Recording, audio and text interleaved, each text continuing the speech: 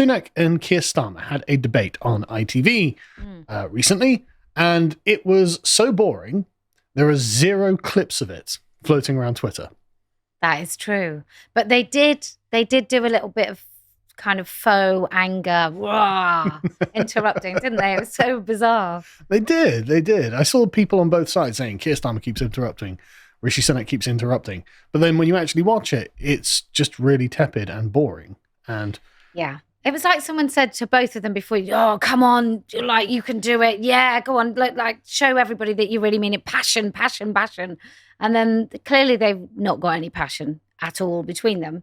But they sort of pretended by slightly interrupting. But it was more like, well, you said this. Yeah, but you said that. Or you're not going to do this. It was dull. It was, but I thought there was some revealing things from it, actually, though.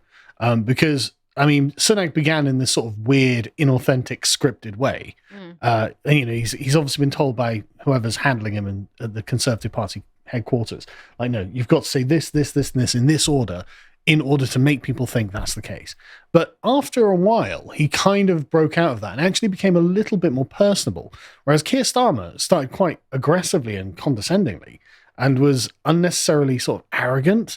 But it's like, Keir, no one likes you. And so you come across as very, high-handed and unapproachable, but quite actually dogmatic as well. Yeah, but, I think anybody that says that they would let their own relative die. I was going to get to that. Because, I'm not a fan of Sunak at all. I spend most of my day ratioing him on Twitter. But Starmer actually, I thought, came out looking really bad out of this. Basically kind of psychopathic, weirdly just ideological. Like he tries to present himself as just, I'm just here to look at the facts and stuff. But then when pressed on these things, he really comes down hard on bizarre lines, which I just mad. I mean, like aggressively going after the rich is one thing. So, I'm not rich. I don't care if billionaires pay extra taxes. That's totally fine. But there was this kind of undercurrent of like real resentment in Keir Starmer when he's talking about it. Like the rich have killed his dog or something, Like there's a genuine sort of personal, I just really hate those rich people. It's like, okay, Keir. And this I think is revealed in him going after private schools. Yeah. It's like, Keir, private schools are something that people usually work hard to have to be, to be able to send their kids to, like I did. I didn't go to a private school. My dad was born, lived in a caravan for the first 4 years of his life. I now get to send my son to a private school. And I'm doing it mostly just to make my dad proud. Yeah. And so like Keir Starmer being like, yeah, it's only rich people who send. No, worked really hard, Keir, saved a lot of money. I don't drive around the Jag. I send my kids to a nice school because they can have what me and my dad didn't have. Yeah. And so Keir Starmer being like, right, I'm putting an end to this. Thanks, Keir. Look, I totally support the idea of closing off all the loopholes, which means people that should pay tax actually pay tax. I don't want Jimmy Carr taking advantage of his tax loopholes.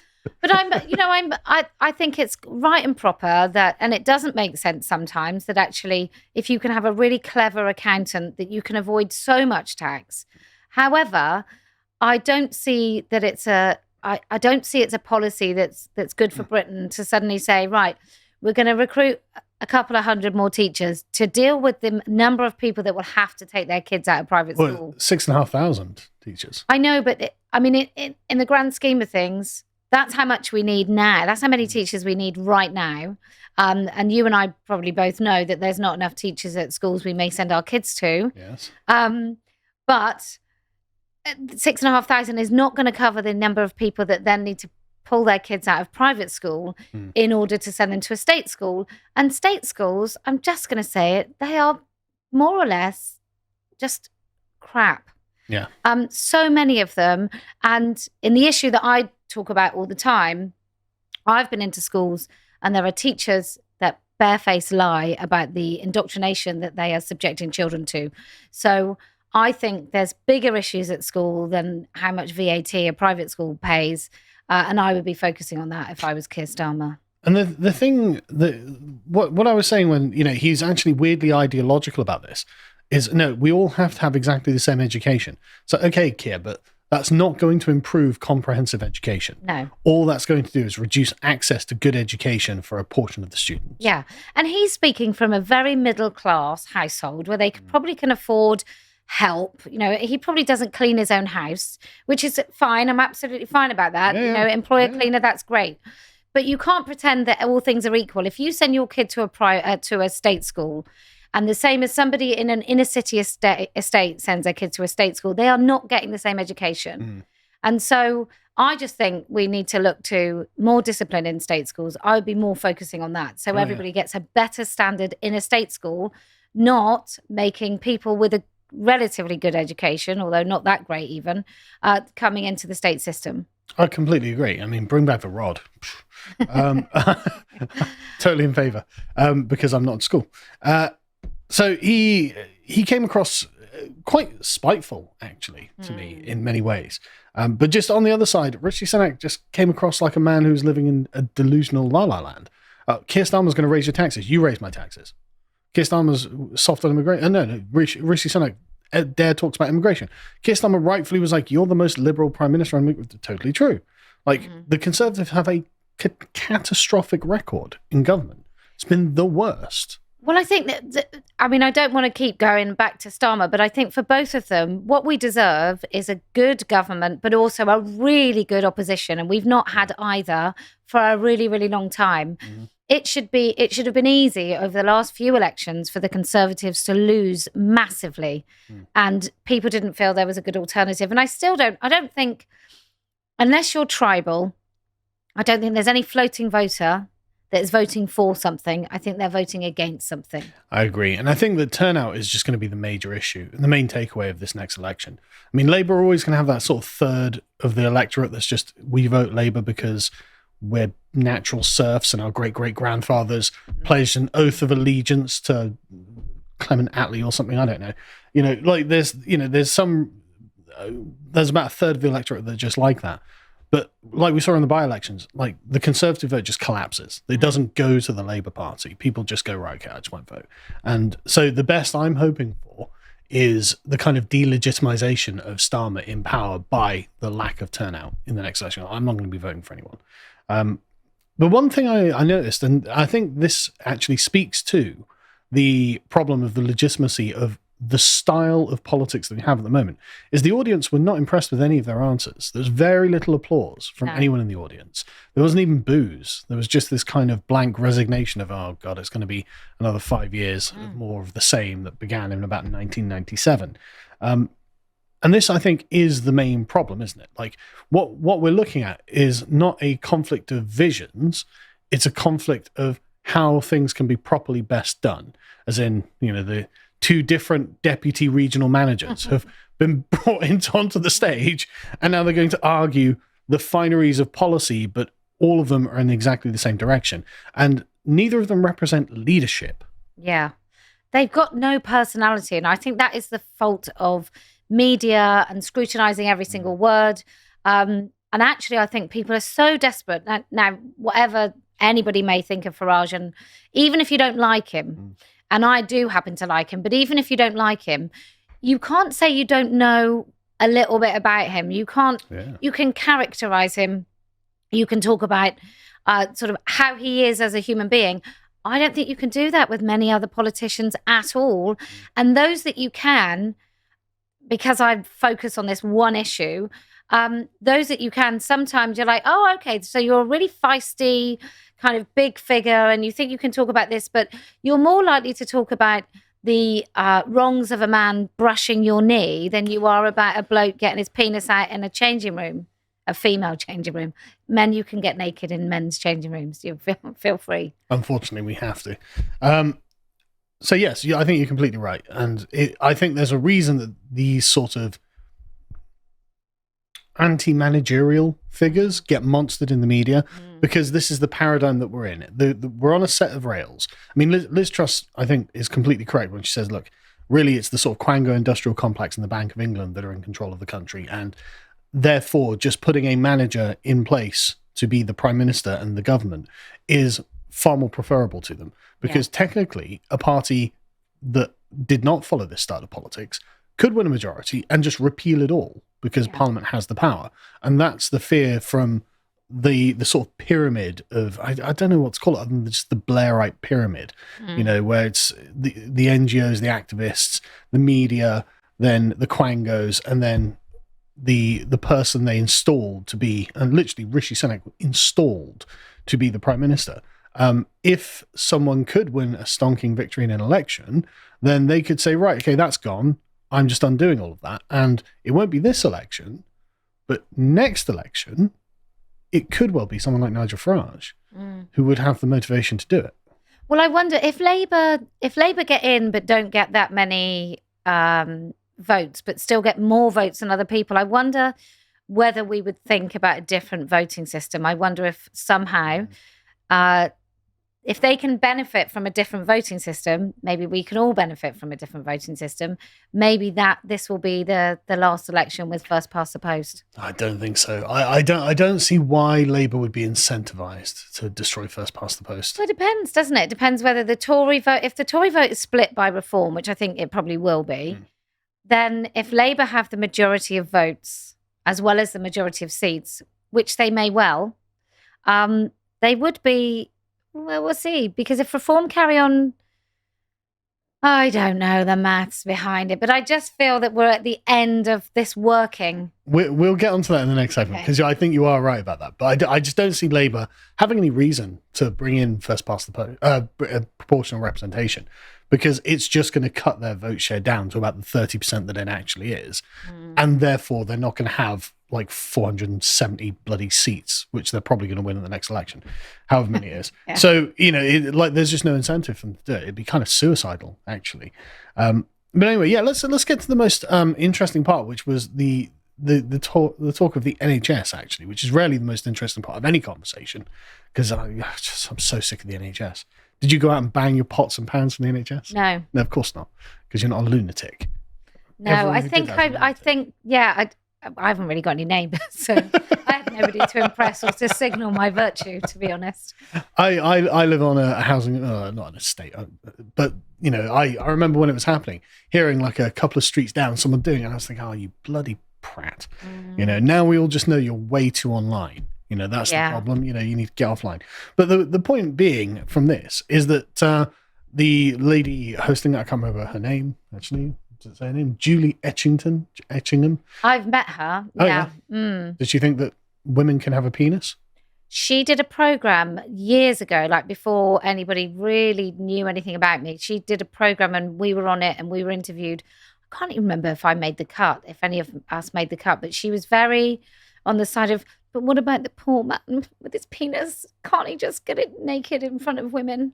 She was a bit on that side of stuff.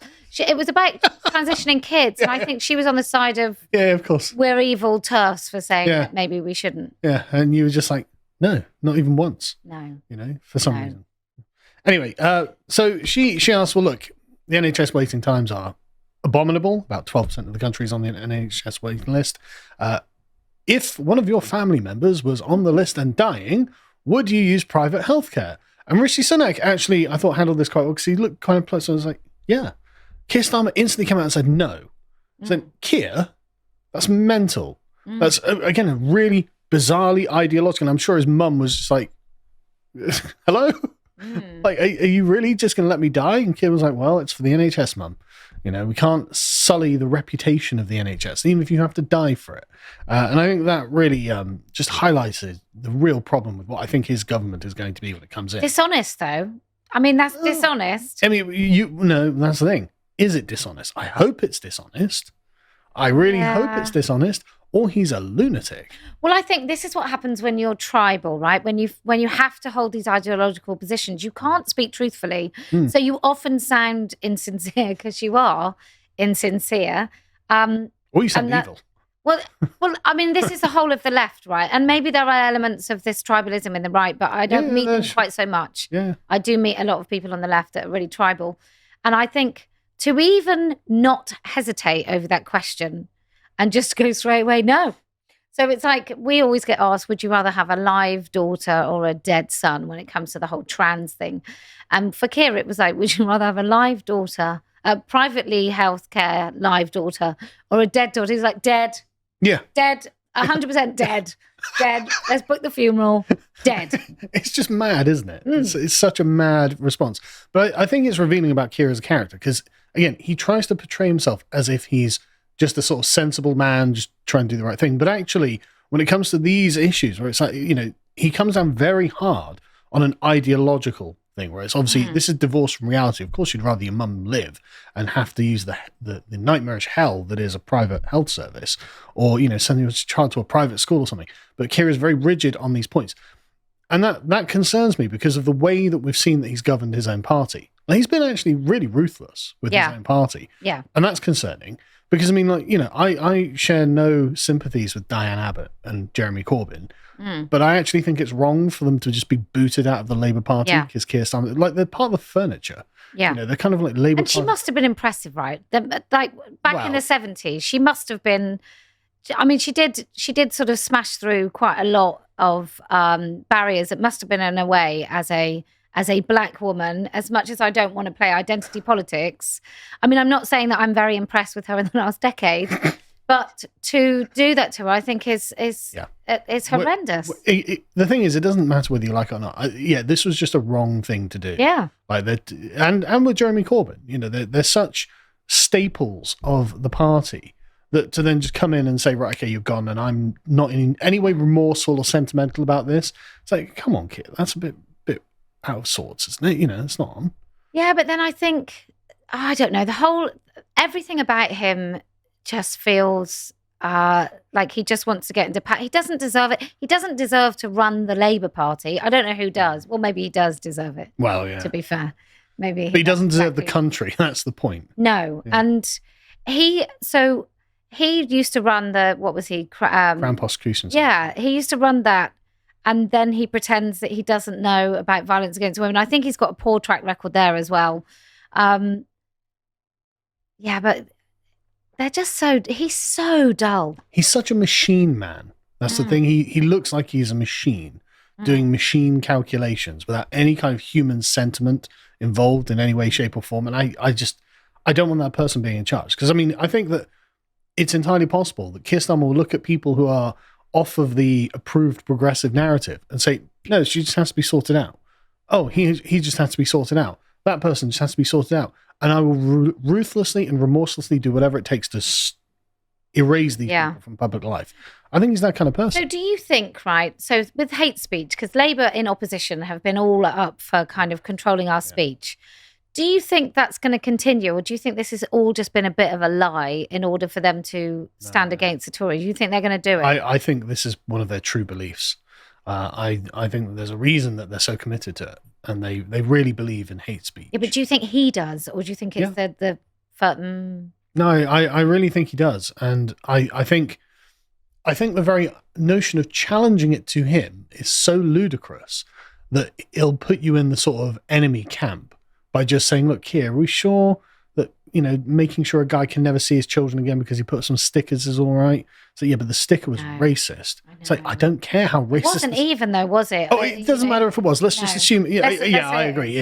The court admitted the stickers were factually correct, right? But let's just assume, and this is Sam Melia, by the way, if you're not aware. It doesn't. I don't care how racist the stickers were. A, he shouldn't be in jail for some stickers. And B, if he is put in jail, he shouldn't be prevented from seeing his children. Come on. If only he'd just sexually abused children or downloaded child porn, he would have been fine. He'd have been fine. He wouldn't have got a jail sentence at all. Yeah, that is unfortunately true. But I think Keir is very progressive on almost every issue and is committed to it. And I'm actually a bit worried. Scary. Very scary. Yeah, I am actually a bit worried. Hopefully he can prove me wrong by actually being a very genial and reasonable person when he finally takes power, but I just don't see it. Well, maybe he'll break Britain so much that people will start to think about defending it. Well, that's the only upside. The only silver lining to the cloud is that when you're under a phenomenal tyranny, it tends to at least focus people's minds. Do you think he'll be like Keir Trudeau? Do you think we'll start killing? Do you think we'll kill loads of people like Canada under the guise of eugenics? Like death? I don't think Well, aren't they? They I mean, I killed don't know how bad it will get. the state have killed about 30,000 people, I think. Yeah. Sort of assisted suicide. It's the 6th leading cause of death in Canada. It's the government killing you. Well, you got to understand, healthcare is expensive, and if it's paid for by the taxpayer, we've got to minimise that. Oh my God. Which is unironically why. Well, maybe we'll just have another COVID. Well, get rid of loads of people. DNR. Honestly, I would not be shocked if Keir Starmer brought in assisted dying. But I wouldn't be surprised about it at all, because it's exactly this ideology that he follows. He's just ideologically, there's no difference between him and Trudeau. So the question is just how exposed is he prepared to put himself on this? Does he have a father that used to be in charge of a socialist country? I think he might, yeah. Yes, I have. Trudeau and Castro, brilliant. Have you seen the pictures of Trudeau and his purported father?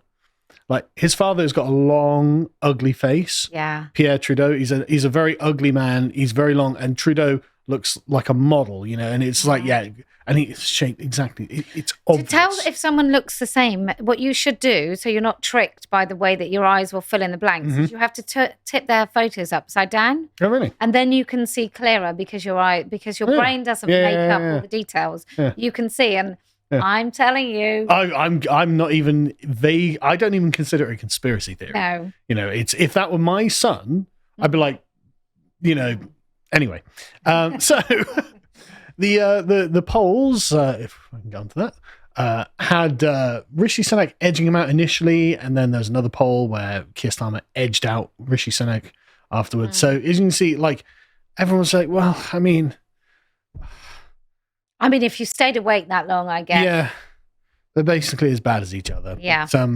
But we'll leave that there, because it looks like we've got an impending tyranny coming, and there's not a lot we can do about it. And the people that you find interesting on the internet may disappear from the internet, actually. And if you appreciated that segment from the podcast of the Lotus Eaters, you can go on down to lotuseaters.com, where you can find Connor's series and the famed interview with Liz Truss. If you want to see what the mainstream media has been talking about in our interview, make sure to check it out. And if you want to see what other work we're doing, you can also go to our Twitter account, where we share links to everything else. Thank you very much for watching, and goodbye.